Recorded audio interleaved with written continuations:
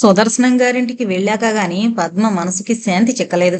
Cinema హాలులో ఉన్నంతసేపు ఆమె చాలా తడవలు భాస్కర్రావు మొహం కేసి చూసింది. తెరపై నుంచి ప్రతిఫలించిన కొద్ది వెలుగులో చాలా కొద్దిగా కనిపిస్తోన్న అతని వర్చస్సు ఆమెను మరింత ఆకర్షించింది. జీవితం ఆమెను మోసం చేసింది. ఆమె తన సౌఖ్యానికి ఏదైనా అడ్డదారి కనుక్కోవాలి, లేకపోతే బతకలేదు. భాస్కర్రావు నిర్మలమైన మనసులో ఆమెకింకా ఆమె కోరుతున్నటువంటి స్థానం ఏర్పడలేదు. దాన్ని సాధిస్తే ఇక ఆమె ఆనందానికి అడ్డం ఉండబోదు. కాని ఆ స్థానం తాను ఆక్రమించుకుని అతనిలో ఉద్రేకాలు రెచ్చగొట్టడం ఎలా? ఆమెకి భవిష్యత్తు మీద నమ్మకం ఉంది, కాని ఈ నిరీక్షణ అనేది చిత్రవదగా ఉంది. ఎదురుగుండా పలహారపు పళ్ళెం నోరూరిస్తుంటే తినకూడదన్న ఆంక్ష వల్ల తికమక పడే పసిపిల్లల తలకిందులవుతోందామె. యథార్థానికి తన వల్ల తప్పేమీ లేదని ఆమె సమర్థించుకుంటోంది. అయినా అంతరాత్మ ఒప్పుకోవడం లేదు. సినిమా చూడ్డం మానేసి ఆలోచిస్తూనే ఉంది. భాస్కరం మెరిసే కళ్ళవంక ఓరచూపులు చూస్తోంది. ఆత్మవంచన చేసుకోవడం, 10 మందికి జవాబు చెప్పడం కన్నా బాధ.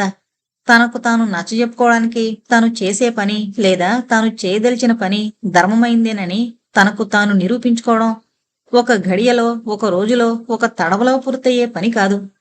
ఎన్నోసార్లు ఎదురు తిరిగే అంతరాత్మను అణిచిపెట్టి కారణాలు ఎన్నో కల్పించుకుని సర్దవలసి ఉంటుంది. దాదాపు 10 రోజులు బట్టి పద్మ ఈ సంఘర్షణలో మునిగుంది. ఇంకా ఈ సంఘర్షణకి అంతు చిక్కలేదు. ఇప్పటికీ ఆమె ప్రతి ఆలోచనకి అదే అడ్డు తగులుతోంది.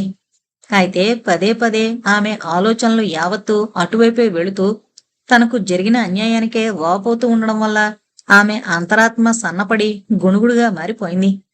ఆమె కోరికలే జయం పొందినట్టు కనిపిస్తున్నాయి. సినిమా హాల్లో విశ్రాంతి సమయంలో భాస్కరం పిన్ని కిట్టి తెచ్చిచ్చాడు. గ్లాసు అతని చేతిలో నుంచి తీసుకుంటూ అతని వేళ్లు తాకిందామె. ఆమె నరాల్లో మాటలు బయలుదేరాయి. కాని టీ, ఇంకే మత్తు పానీయము శరీరంలో పురికొల్పలేని విపరీతమైన ఉద్రేకాలు ఆమెలో చెలరేగాయి. కాని అవి పైకి పొంగే అవకాశం చిక్కడం లేదు. కణతలు పగలగొట్టి బాధిస్తున్నాయి. దీని అంతు తేల్చుకోవాలనుకుంది ఆ యువతి. ఆట వదిలిన తర్వాత సుదర్శనం 2 జట్కాలు ఏర్పాటు చేశాడు. ఆడవాళ్లు 4 ఒక బండిలోనూ, సుదర్శనం గారు భాస్కర్రావు ఒక బండిలోనూ ఎక్కారు. సుదర్శనం ఇంట్లో పక్కపక్క గదుల్లో సరోజిని, పద్మలు పడుకున్నారు. వాళ్ల గదులకెదురుగా ఉన్న గదిలో భాస్కర్రావు పడుకున్నాడు. సుదర్శనం, కమలమ్మ, భాస్కర్రావు మేనత్త కిందంతస్తుకి దిగిపోయారు. వాళ్లు పడుకునేసరికి 2 గంటలవుతోంది. ఆ నిశా సమయాన గాఢమైన ప్రశాంతతేదో లోకాన్నంతా ఆవరించినట్లుంది. ఎక్కడ్నుంచో అర్థం కాని శబ్దాలేవో సన్నగా వినిపిస్తున్నాయి. బహుశా కృష్ణం మీది గాలి హోరు కావచ్చు, లేక వాళ్ళ ఆంతర్యాల ఘోష కావచ్చు. పద్మగదిలో చిన్న ట్రాన్స్ఫార్మర్ బల్బు మాత్రం వెలిగించుంది. ఆమె పక్క మీద పడుకుని ఆలోచిస్తోంది. నిద్ర రావడం లేదు. భాస్కర్రావు ఆమె గదికెదురుగా ఉన్న గదిలోనే పడుకునున్నాడు. నిజంగా ఎంతో అందమైనవాడు. తృష్ణతో నిండిన ఆ నేత్రాలకే కాదు, ఎవరి నేత్రాలకైనా అలాగే కనిపిస్తాడతను. ఎంతో గంభీరమైన ఆకారం, వెడల్పాటి నుదురు, ఉంగరాల క్రాఫు. పద్మకి నిద్ర పట్టకపోగా ఉద్రేకాలు ఎక్కువ కాసాగాయి. ఆమె కళ్ల ముందు వాస్తవంగా భాస్కర్రావు నుంచున్నట్టే భ్రమ కలుగుతోంది. ఆమె నిశ్చలంగా పడుకుని కళ్ళు తెరుచుకుని కిటికీలోకి చూస్తోంది. తెల్లని వాయిల్ తెర మీద గదిలోని వెలుగు పలచగా నీడలతో కలిసి పొరుచుకుంటోంది. గాలికి తెర ఊగుతోంది. ఆ తెర మీద నవ్వుతూ నిలబడ్డ భాస్కర్రావు బొమ్మ పడ్డట్లు పద్మ ఊహించుకుంటోంది. కలకి యథార్థానికి మధ్య అతి సన్నని గీతే అడ్డం ఉంది. ఆ సరిహద్దు గీతలో ఉంది పద్మ. ఆమె లేచి మెల్లగా తలుపు తీసింది. దొంగల అడుగడుక్కి వెనకంజ వేస్తూ నడిచింది. హాలంతా దారుణమైన చీకటి. హాలులో ఎడంవైపు భాస్కర్రావు గది. కిటికీల తెరలో నుంచి వెలుగు మందంగా ప్రసరిస్తోంది. పద్మ గడప దగ్గర నిలబడి ఆలోచిస్తోంది. ఇదంతా ఆమె భ్రమ మాత్రమే. ఆమె ఇంకా పక్క మీద పడుకునే ఉంది. కళ్ళు సగం మూతలు పడుతున్నాయి. కాని అంతరాంతరంలో మాత్రం ఆమె మేల్కునే ఉంది. సాహసించి అతని సాన్నిధ్యానికి వెళ్ళాలి. అతని సాంగత్యాన్ని. ఏంటి పిరికితనం? ఎందుకిట్లా తన ఒళ్ళు చెమట పోస్తోంది?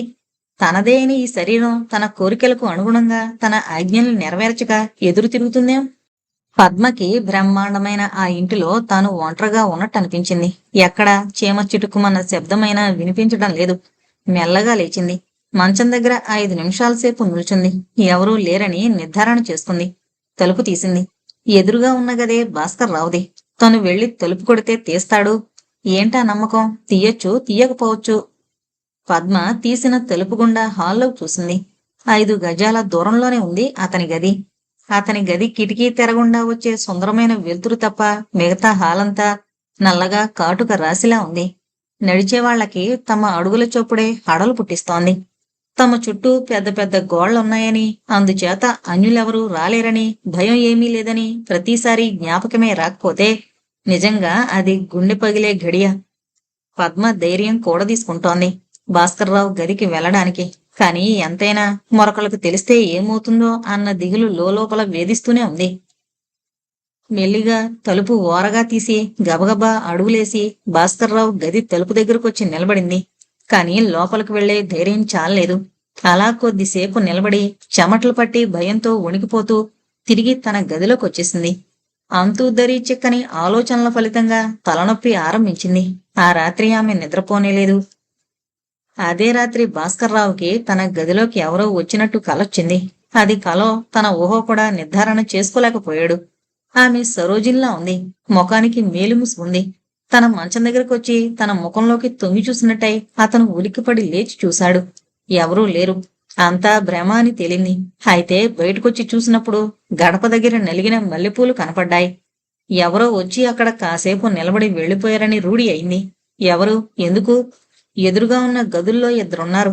పిన్ని రాదు. అలా అనుకోవడం కూడా పాపం. పోతే సరోజిని మావయ్య కూతురేగా, వచ్చిందేమో. సూచనప్రాయంగా ప్రశ్నిస్తే తేలిపోతుంది కదా. అలా దొంగతనంగా రావాల్సిన అవసరం ఏమిటి? సరోజిని అలాంటిదైనా కాదే. కారణమేమిటి? ఈ ప్రశ్నలకు సమాధానం దొరకలేదు అతనికి. తెల్లారి భాస్కర్రావు సుదర్శనం గారి దగ్గర సెలవు తీసుకుని వెళుతూ అమ్మాయి కులాసాగా ఉందా అని అడిగాడు. అతని గొంతులో ద్వంద్వార్థాలు గోచరించాయి సుదర్శనానికి. అమ్మాయి బావ పిలుస్తున్నాడు అంటూ ఆయన సరోజిని గదిలోకి వెళ్ళాడు. భాస్కర్రావు కూడా వెళ్ళాడు. ఆమె గనక తన గదికొచ్చుంటే ఆమె వైఖరిలో కొంత మార్పు కనబడుతుంది. తన వరకు తను నిజమేంటో పోల్చుకోవచ్చు. సరోజిని బయటకు చూస్తూ కిటికీలో కూర్చునుంది. వీళ్ళిద్దరూ లోపలికి వెళ్లగానే లేచి నిలబడింది. ఆమె వైఖరిలో కొంచెం వణుకున్న మాట నిజమే. భాస్కర్రావు తన సందేహాన్ని ఎలా వెలుబుచ్చడమా అని సందేహిస్తున్నాడు. ఆమె తన రాకతో దేనికిలా భయపడాలి అని ఆలోచిస్తున్నాడు. మేలి ముసుగులో నుంచి మెరిసే ఆమె కళ్లల్లో భీతి, నిర్లక్ష్యం ఉండాలనుకుని విఫలమవుతున్న అప్పటి ఆమె మానసిక ఆందోళన స్పష్టంగా వ్యక్తమవుతోంది. వీటిని భాస్కర్రావు గమనించి ఆమె రాత్రి తన గదికొచ్చిన మాట నిజమేనని నిర్ధారణ చేసుకున్నాడు. అయితే దానివల్ల ఫలితమేమిటి? సుదర్శనం ఈ 2 నిమిషాల మౌనాన్ని భగ్నం చేస్తూ, కాఫీ తాగి వెళ్లొచ్చులేవాయ్, నేను బయటికి వెళ్ళాలి, మీరు మాట్లాడుతూ ఉండండి అంటూ బయటకు వెళ్ళిపోయాడు. భాస్కర్రావు సరోజిని వైపు చూశాడు నిర్ఘాంతపోయి. సరోజిని కిటికీ అంచు మీద కూర్చుని, బావా ఏంటిది, ఏం మాట్లాడకుండా అలా చూస్తున్నావు అంది కిలకిలా నవ్వుతూ. భాస్కర్రావు ఇదే తరుణమనుకుని, రాత్రి నా గదిలోకి ఎవరో వచ్చినట్టు కలగన్నాను అన్నాడు మాటలు మింగుతూ నట్టుతూ. అలాగా పాపం, ఎవరేంటి అంది సరోజిని ఎగతాళిగా. ఎగతాళి కాదు సరు, ఉదయం లేచి చూస్తే రుజువు దొరికింది కూడాను. రుజువా? ఏంటది అంది ఆమె ఆదుర్దాగా. ఆమె రాకపోతే ఆ ఆదుర్దా ఎందుకనుకున్నాడు ఆ యువకుడు.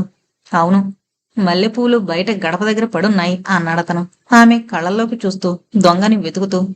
అలాగా బావా, విరగబడి నవ్వింది ఆ అమాయకురాలు.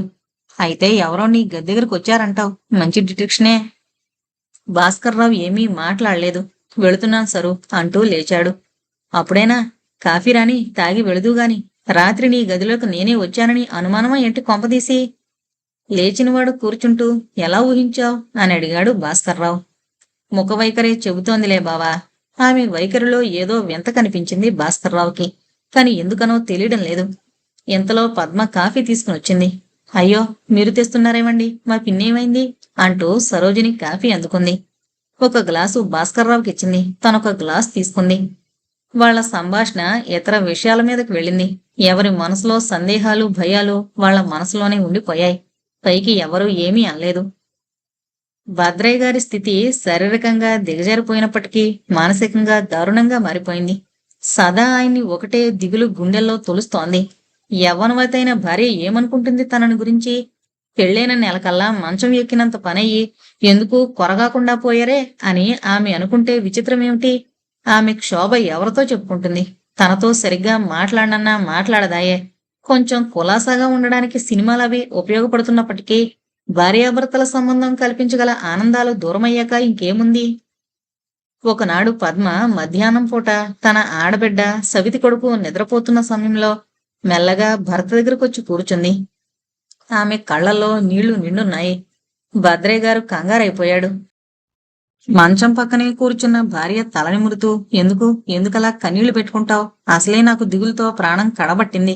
నువ్వింకా అలా ఏడ్చి మరింత వేధించుకు చెప్పు అన్నాడు.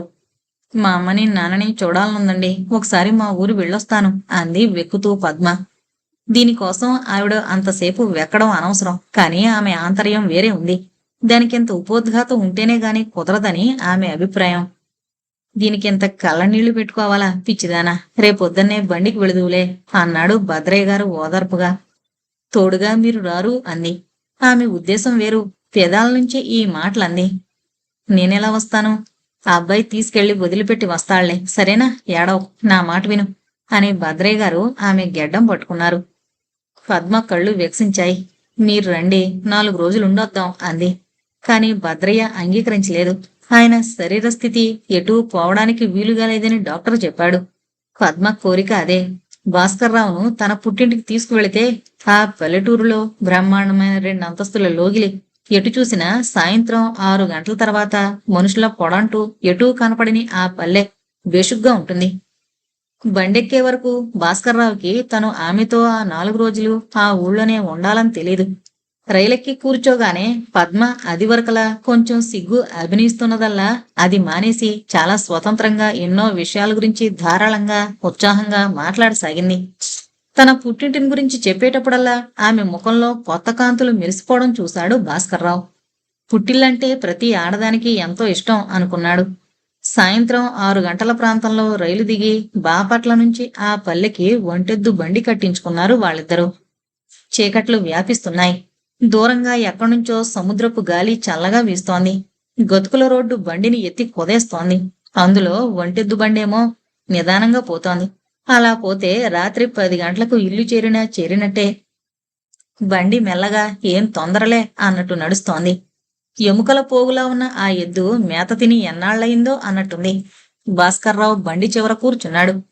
రోడ్డు వైపు తిరిగి పద్మ అతనికి అవతల కూర్చుని మౌనంగా చీకట్లోకి చూస్తోంది. క్షితిజ నక్షత్రం నల్లబడుతోంది. క్రమంగా రోడ్డు కిరువైపులా బీటలు బారిన మాగాణి భూమి బౌరుమంటోంది. అక్కడొకటి తుమ్మ చెట్లు దెయ్యాల్లా తలలూపుతున్నాయి.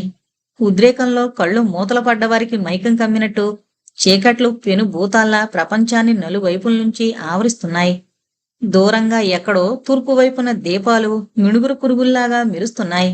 పద్మ మనసులో ప్రతి మూల తనకొచ్చిన ఈ అవకాశం, దీని మననంలో వచ్చిన సంతోషంతో నిండిపోయింది. ఆమె యావచ్చక్తి ఒకే ఆలోచన మీద కేంద్రీకృతమైంది. వసంతకాలపు వాతావరణంలో ఏకాంతంగా భాస్కర్రావుతో కలిసి ప్రయాణం చేస్తున్నందుకు ఆ యువతి రక్తం ఉడికెత్తి గంతులు వేస్తోంది. భాస్కర్రావు నిదానంగా ఆలోచనలో నెమరు వేసుకుంటున్నాడు. ఈ పనికిమాలిన పల్లెలో ఒంటరిగా 4 రోజులు ఉండడం ఎలాగో అతనికి బోధపడలేదు. నాన్న 4 రోజులుండి పిన్నిని వెంటబెట్టుకుని రమ్మన్నాడు. పల్లెటూరి నిశ్శబ్ద నిరామయ వాతావరణం, కమ్మని దంపుడు బియ్యపు అన్నం, అప్పటికప్పుడు కోసుకొచ్చిన కూరలు, పచ్చళ్ళు, సువాసనలకు పేరు పొందిన నెయ్యి, ఇవన్నీ బాగానే ఉంటాయి. కానీ బస్తీ అలవాట్లు అంత తొందరగా వదులుతాయా? ఉదయం లేవగానే కాఫీ కావాలి. ఆ పల్లెలో ఉంటుందో ఉండదో. పిన్నిని కొన్ని వివరాలు అడగడం అవసరం. అక్కడికి వెళ్ళాక ఉక్కిరిబిక్కిరి కావడం కన్నా ఇప్పుడే అన్నీ తెలుసుకుని సర్దుకోవడం మంచిది. పిన్ని అని పిలిచాడతను పక్కవాటుగా తిరిగి, చీకట్లో ఆమె వైపు చూడ్డానికి వ్యర్థ ప్రయత్నం చేస్తూ. ఏం కావాలి అంది పద్మ అతని వైపు తిరిగి. అతని కుడి చేతి వేళ్ల మీద తన చెయ్యి మెల్లగా ఆనించి, వెచ్చగా ఉందామె చెయ్యి. మీ ఊళ్ళో కాఫీ దొరుకుతుందా అని అడుగుతూ భాస్కర్రావు జేబులో నుంచి సిగరెట్ తీసి వెలిగించాడు. కమ్మని సిగరెట్ పొగ గాలిలో కలిసి పద్మకు మైకం కలిగిస్తోంది. ఏంటి, కాఫీయా? మా నాన్న 2 పూటలో కాఫీ తాగందే ఉండలేడు. అమ్మ కూడా అంతే. బాపట్ల నుంచి వారం వారం కాఫీ పొడి పంచదార తెస్తూ ఉంటాడు అంది భాస్కర్రావు మొహం కేసి చూస్తూ. పొగ లోపలికి పీల్చినప్పుడల్లా సిగరెట్టు నిప్పు తళతళా మెరుస్తూ అతని మొహాన్ని వింత కాంతులతో వెలిగిస్తోంది. భాస్కర్రావు పద్మభావాన్ని ఏమాత్రం అర్థం చేసుకోవడానికైనా ప్రయత్నించడం లేదు. బండన్న తర్వాత చేతులు అవి తగలడం సహజమని అతని భావం. అయితే కాఫీ దొరుకుతుందన్నమాట, పర్వాలేదు అన్నాడు. దిగులు పడ్డావన్నమాట. భాస్కరం, నేనొక్క మాట అడుగుతాను, చెబుతావు కోపడకుండా అంది పద్మ అకస్మాత్తుగా. ఏంటది పిన్ని? కోపం దేనికి? అడుగు, తెలిస్తే చెబుతాను. నువ్వు చదువుకుంటున్నావు కదూ? ప్రశ్నకి పునాది గట్టిగా వేసుకుంటున్నామే. ఇదేం ప్రశ్న పిన్ని? చిన్నప్పటి నుంచి చదువుకుంటున్నాను అని నవ్వాడు భాస్కరం అమాయకంగా. మీ బోటి వాళ్ళందరూ చదువుకుంటున్నందుకు ఫలితం ఏంటో చెబుతావా? ఫలితమా? పిన్ని, గుమస్తా పని చేయడానికి ఉపయోగించే విజ్ఞానార్జన అంతే. శబాష్! నాటకంలో మళ్ళీ అంది పద్మ. ఆమెకున్న ఉత్సాహంలో ఆ మాట అప్రయత్నంగా వచ్చేసింది. అంతేనన్నమాట. అంతకన్నా వివేకాన్ని పెంపొందించేందుకు మీ చదువు వినియోగించదా? ఏంటి పిన్ని కొత్తగా అడుగుతున్నావు పొడుపు కథలాగా? పొడుపు కదే మరి. 50 ఏళ్లవాడికి 20 ఏళ్లు నిండని అమ్మాయినిచ్చి పెళ్లి చేయడం సంభవిస్తూ ఉంటే నీ బోటి వాళ్ళు చూస్తూ ఊరుకోవడం పొడుపు కథ కాక మరేంటి? భాస్కర్రావుకి నెత్తిమీద పిడుగులు ఉరుముతున్నట్టు అనిపించింది. అతను ఎదురు చూడని ప్రశ్నిది. దీనికి సమాధానం చెప్పాల్సి రావడం కేవలం దురదృష్టం. ఏమనాలో కూడా తోచలేదు అతనికి. ఊపిరి సలపని నిశ్శబ్దంలో 5 నిమిషాలు గడిచిపోయాయి. ఆమె తననే కాకుండా చదువుకుంటున్న వారినందరినీ సవాల్ చేసింది. ఇంకెవరైనా జవాబు చెప్పగలరేమో గాని తానేం చెప్పగలడు? భాస్కరం దట్టంగా ముసురుతున్న చీకట్లోకి చూశాడు. నా చదువు దీనికేమీ జవాబివ్వలేదు పిన్ని. అయినా ఇలాంటి పెళ్లికి నా మనసు బొత్తిగా అంగీకరించదు. కాని నా అంగీకారంతో నిమిత్తం లేని పెళ్లికి నేను గాని నా చదువు గాని ఎట్లా బాధ్యత వహిస్తాం? గొణుగుతూ అన్నాడు. పద్మ కొంటెగా పకపకా నవ్వింది. విషయం సీరియస్గా పరిణమించి అతని హృదయం గాయపడితే ప్రయోజనమేమిటి? నిజమేలే, జరిగిపోయిన దానికి ఎవరూ బాధ్యత వహించరు. కాని ఆ తర్వాతైనా దానికి కొంత ఉపశాంతి కలిగించడం ధర్మం కాదా అన్నదామె ఉపదేశకురాల్లాగే గొంతు మార్చి. 1000 మెరుపులు మెరిసినట్టయింది భాస్కరానికి. దీని అర్థమేమిటి? ఏమంటోంది యువతి? అతని ఇంద్రియ శక్తులన్నీ అతి తీక్ష్ణంగా పొదును పెట్టినట్లు పనిచేయసాగాయి. ఆమె ఇంకా చెప్పుకుపోతోంది. అబ్బాయి, విధి కర్మ అంటే నాకెలాంటి నమ్మకము లేకుండా ఉండేది పెళ్లికి ముందు. కాని ఈ పెళ్ళైన తంతు ఆ తొందర చూస్తే వాటిని నమ్మాల్సొచ్చింది. దాని వెంబడే మరో నమ్మకం కూడా ప్రబలింది. ఆ విధిని మరో విధంగా ఎదుర్కోవచ్చునని. ఆమె వేళ్ల స్పర్శ భాస్కరానికి ఇప్పుడు ఏదో కొత్తగా అనిపిస్తోంది. అతని ఒళ్ళు జలదరించింది. చొప్పున వేళ్లు పైకి లాక్కుని మరో సిగరెట్ వెలిగించాడు. పద్మ తన ప్రవృత్తిని చొప్పున మార్చుకుంది. ఇది సందర్భం కాదు. ఇంటికి వెళ్ళాక కాని అతని మీద తన యావచ్చక్తిని ప్రయోగించకూడదు. మెదలకుండా అతన్నేమీ పలకరించకుండా కూర్చుంది. భాస్కర్రావు ఆలోచనలు ఒక కొత్త పందాలో మేలుకొన్నాయి. మానవత్వం ఏమాత్రం ఉన్నా ఈ తరుణ వయస్కుకు జవాబు చెప్పడం అసంభవం. ఇప్పుడు పరిహారమివ్వగల తప్ప ఇది? దిద్దుకోవడానికి వీలైన పొరపాట? భారతీయ నాగరికతకే మూలమైన వివాహ వ్యవస్థను అది అంత తప్పైతే మాత్రం తిరిగి సరిచేయడానికి వీలా? పిన్ని ఆలోచన ఏమై ఉంటుంది? సూచనలు చూస్తే ప్రమాదానికి దారి తీసేటట్టున్నాయి. అతని గుండెలు జల్లుమన్నాయి. మంచి వయసులో ఉంది. ఆమె శుష్కమైన నీతుల్ని 10 మందిలో భయం వల్ల సిగ్గుచేతో బహిరంగంగా ఆదరించినట్టు అభినయించొచ్చుగాక. అంతరాంతరంలో ఆమె వ్యతిరేకించి తిరగబడి ఆ తిరుగుబాటు క్రియారూపేణ నిరూపించడానికి పూనుకుంటే సంతృప్తి లేని చోట దైహిక వాంఛలు దారుణ ఫలితాలకు దారితీయడం అతను చదివాడు, విన్నాడు. భాస్కర్రావు ఆలోచించడం మానేశాడు. ఈ ఆలోచనతో కణతల నరాలు పొంగి చిట్లిపోతాయనిపిస్తోంది అతనికి. బండి ఆ విధంగా 3 గంటల సేపు ప్రయాణం చేసి ఇద్దరు ఒళ్ళు హోనం చేసి రాత్రి 8:30కి లంకపల్లి గ్రామం చేరుకుంది. లంకపల్లిలో 200 గడప ఉంటుంది. చుట్టూ కృష్ణా కాల్వల కింద సాగయ్యే మాగాణి, సిరి సంపదలకు లోట్లేని గ్రామం. బండి గ్రామం ప్రవేశించేసరికి అంతా చీకటిగా నిశ్శబ్దంగా ఉంది. వెంకటయ్య గారిల్లు తూర్పు వైపునుంది. తూర్పు వాకిలి గల బ్రహ్మాండమైన లోగిలి. ఆ ఇంటి యజమానులకి చాలా పొలం ఉంది. వారందరూ తెనాలిలో ఎరువుల బేరం చేస్తూ అక్కడే ఉండిపోయి తమ పల్లె నివాసంలో ఎవరైనా దీపం పెట్టేవారుంటే చాలని దాన్ని వెంకటయ్య గారికి ఇచ్చారు. పై అంతస్తులో పూర్తి పాలగచ్చు చేసినవి 2 గదులున్నాయి. కిందంతస్తు 4 గదులు, పెద్ద హాలు, చుట్టూ కావలసినంత పెరడు. బాపట్ల తాలూకాలో బావుల్లో నీళ్లు 3 చేదకే అందుతాయి. భాస్కర్రావు బండి దిగి బాడుగా ఇచ్చాడు. పద్మ అంత చీకట్లోనూ అతి పరిచయం వల్ల కాబోలు చకచకా లోపలకు నడిచి వెళ్ళింది, భాస్కర్రావుకి దారి చూపుతూ. ముందు పొడుగాటి గొందుంది. అది దాటి లోపలకు పోతేనే గాని ఇంట్లోకి ప్రవేశించడం జరగదు. భాస్కర్రావు కొంచెం జాగ్రత్తగా నడుస్తూ ఆమెను అనుసరించాడు. అతనికి ఇల్లు, ఈ చీకట్లు ఏ ఆటంకమూ లేకుండా హోరుగా వీస్తున్న ఆ గాలి, మిణుకుమిణుకుమంటున్న కిరసనాయిలు బుడ్డి దీపాల గుడ్డి కాంతి వింతగా నిరుత్సాహజనకంగా ఉన్నాయి. సందు దాటి హాల్లోకి ప్రవేశించాడు. అమ్మా అని కేకేసింది పద్మ. భాస్కర్రావు చుట్టూ చూశాడు. బాగా విశాలమైన అంత హాల్లోనూ ఒక్కటే ఒక్క చిన్న బెడ్రూమ్ లైటు మందమైన కాంతితో వెలుగుతూ వెలుతురు చిలకరించడానికి పాపం శ్రమ పడుతోంది. పద్మ తల్లి కూతురొచ్చిన సంతోషంలో ఎంతో ఉత్సాహంగా భాస్కర్రావుకి కాళ్లు కడుక్కోవడానికి నీళ్లు తెచ్చిచ్చింది. కుశల ప్రశ్నలు వేసింది ఊపిరాడనీయకుండా. ఇంతలో వెంకటయ్య గారొచ్చాడు దొడ్లో నుంచి. ఆయన వంతు ఆయన అడగాల్సినవి అడిగాడు. మొత్తం మీద ఆ కుటుంబం అంటే భాస్కర్రావుకి మొదటి పరిచయంలోనే సదభిప్రాయం ఏర్పడిపోయింది. అతనంటే వాళ్లకు అటువంటి అభిప్రాయమే కలిగింది. పద్మ తల్లి భాస్కర్రావుకి వేణీళ్లు తోడి దొడ్లో పెట్టొచ్చి స్నానం చేసిరా నాయన, ఇలాగా వంటైపోతుంది అంది చాలా ఆదరంగా. వెంకటయ్య గారు దరి చూపగా ఆయన్ని అనుసరించాడు భాస్కర్రావు. పద్మ ఆమె తల్లి వంటింట్లో ఏకాంతంగా కూర్చోగానే సంభాషణ ప్రారంభమైంది. ముసలామె పొయ్యి మీద తవగిన్నె పడేసి బియ్యం ఏరడానికి కూర్చుంది. పద్మ కూడా బియ్యం ఏరుతూ, ఈ అబ్బాయి పెళ్లి రోజుకి రాలేదు, ఆ మర్నాడొచ్చాడు, చాలా మంచివాడే అమ్మా అంది ఉప్పొంగే హృదయంతో. అంతా తండ్రి నోట్లో నుంచి ఊడిపడ్డట్టున్నాడు. ఈ అబ్బాయి చదువుకుంటున్నాడు గదూ అని అడిగింది తల్లి. ఆమె పేరు వరలక్ష్మమ్మగారు. మాయామర్మాలు ఎరుగని పెద్ద ముత్తైదువ, కల్లా కపటం తెలియని తల్లి. ప్రతి వాళ్ళని ఆదరించే ఆనాటి తెలుగుదేశపు తల్లులకు ఈనాటి ప్రతినిధి. పద్మ చాలాసేపు హుషారుగా, అవునమ్మా, మెడ్రాస్లో చదువుతున్నాడట, ఎవలతోనూ అనవసరంగా ఒక్క ముక్క కూడా మాట్లాడు. ఏదో వారం రోజులుండి పోదామనిపించింది, వచ్చేశాను. ఆ అబ్బాయి ఈ వారం ఇక్కడే ఉంటాడు, సరేనా అంది గారాబంగా. అదేంటే అమ్మా, 10 రోజులన్నా ఉండకుండాను. నువ్వు పొయ్యి మంట చేసి బియ్యం కడిగి ఎసట్లో పోయి, నేను గౌరమ్మ గారింటికి పోయి పెరుగు పోయించుకుని వస్తాను అంటూ లేచింది. సరేలే అమ్మా, గౌరమ్మ గారింటికి వెళుతున్నావు కదూ, వాళ్ళ చిన్నమ్మాయి విమలతో చెప్పు నేనొచ్చానని అంది తన స్నేహితురాల్ని కలుసుకోవాలనే కుతూహలంతో. చెబుతాలే, అది రోజు వచ్చి ఎప్పుడొస్తుంది మీ అమ్మాయి పెద్దమ్మ అని నా ప్రాణం తీస్తోంది.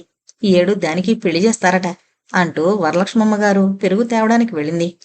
వంట పూర్తయ్యే వరకు భాస్కర్రావు, వెంకటయ్య గారు స్నానం ముగించి వసారాలో పిచ్చాపాటి మాట్లాడుకుంటూ కూర్చున్నారు.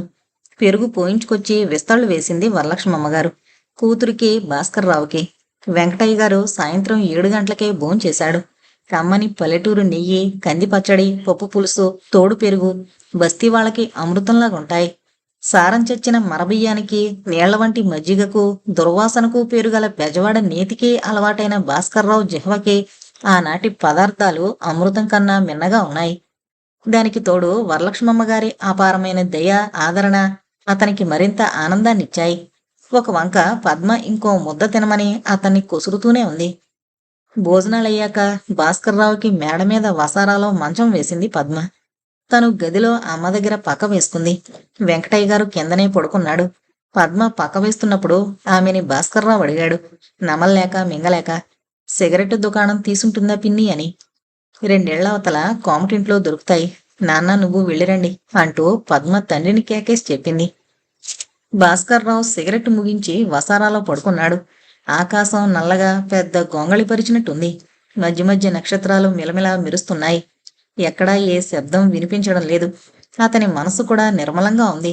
వేడివేడి నీళ్లు పోసుకుని కమ్మని భోజనం కడుపు నిండా తిన్నాక ఒంటెద్దు బండి ప్రయాణంలో అలసిపోయిన అతని ప్రాణానికి హాయిగా అనిపించింది. నరాలన్నీ విశ్రాంతిని కోరుతున్నాయి. ఆ చల్లగాలిలో నక్షత్రాల వైపు చూస్తూ పడుకుంటే ప్రాణం ఎటో పోయింది. అతడు కొద్ది క్షణాల్లోనే గాఢ నిద్రలో పడిపోయాడు.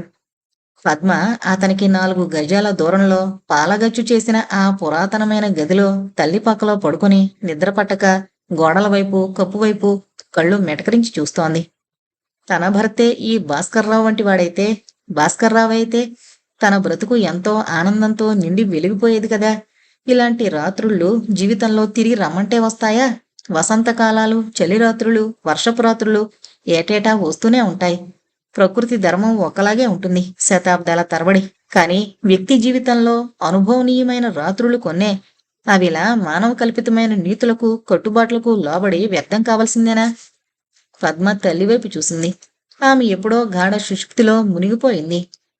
గది తలుపు ఓరగా మాత్రమే వేసింది. తనకు ధైర్యం ఉండాలే కాని భాస్కర్రావుకి తనకీ మధ్య ఏ అడ్డూ లేదు నిజానికి. అయితే ఇలాంటి తరుణాల్లోనే ఆమె అంతరాత్మలో సంఘర్షణ ప్రారంభమవుతుంది. ఒక తప్పు సవరించుకోవడానికి ఇంకో తప్పు చేయడం భావ్యమా? ఆమెలోని తృష్ణల బలిమి కన్నా స్వీయ ప్రతిష్ట, లోకుల అభిప్రాయాల గురించిన భయాలు ఒక్కొక్కప్పుడు ఎక్కువవుతున్నాయి. ఎక్కడలేని దౌర్బల్యము ఆవరించేదామెను. అయినా ఆమె గంటన్నర సేపు ఈ రకమైన సంఘర్షణలో పడి కొట్టుకుంది. చివరికి పాశవికమైన ప్రోద్బలాలే గెలిచాయి. ఆమెలో చెలరేగిన ఆ వాద ప్రతివాదాల్లో అంతరాత్మ ప్రబోధం, సాంఘిక ప్రమాణాలు, నైతిక విలువలు అణగారిపోయాయి. కామతృష్ణ గెలిచింది. ఆమె మెల్లగా లేచింది. తాగిన దానికి మళ్ళీ తూలుతూ గది దాటి వసారాలోకొచ్చింది.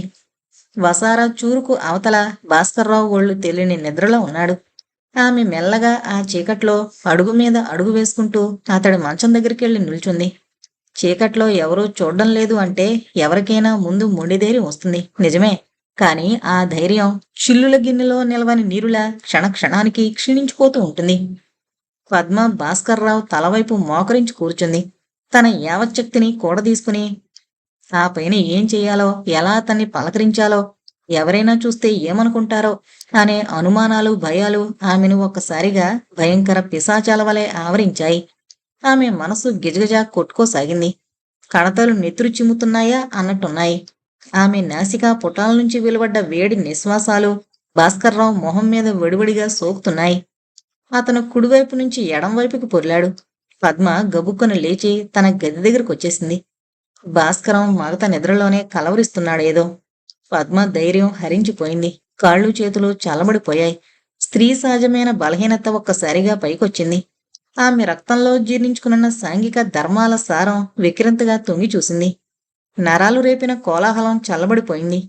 ఆమె తన అధైర్యానికి తనను తాను తిట్టుకుంటూ బరువుగా అడుగులేస్తూ వెళ్లి తల్లి పక్కలో పడుకుంది.